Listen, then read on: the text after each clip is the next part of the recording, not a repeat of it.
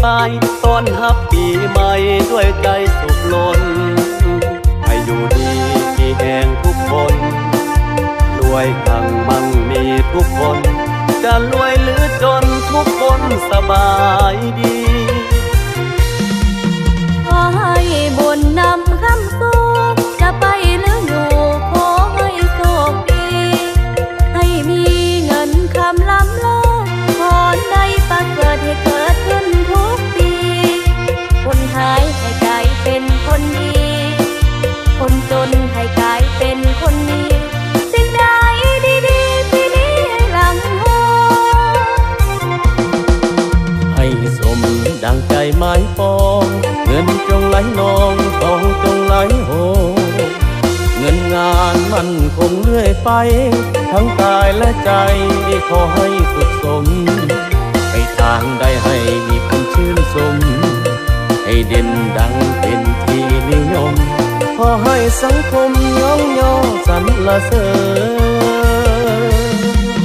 ปีใหม่เวียนมาแล้วนะครอบครัวทั่วหน้าให้มีความเจริญ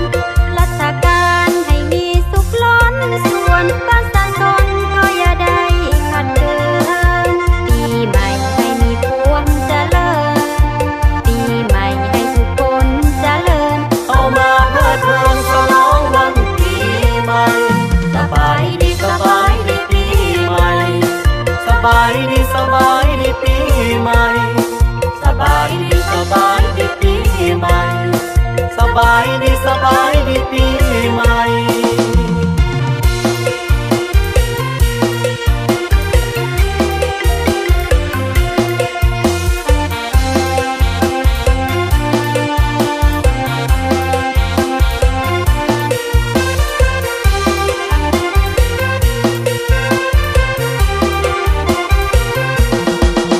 ให้สมดังใจหมายปองเงินจงไหลนองทองจงไหลโห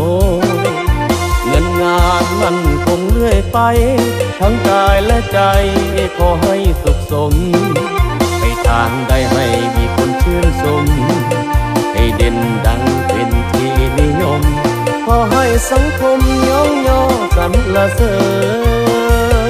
ญปีใหม่เวียนมาแล้วนะครอบครัวทั่วหน้าให้มีความเจริญ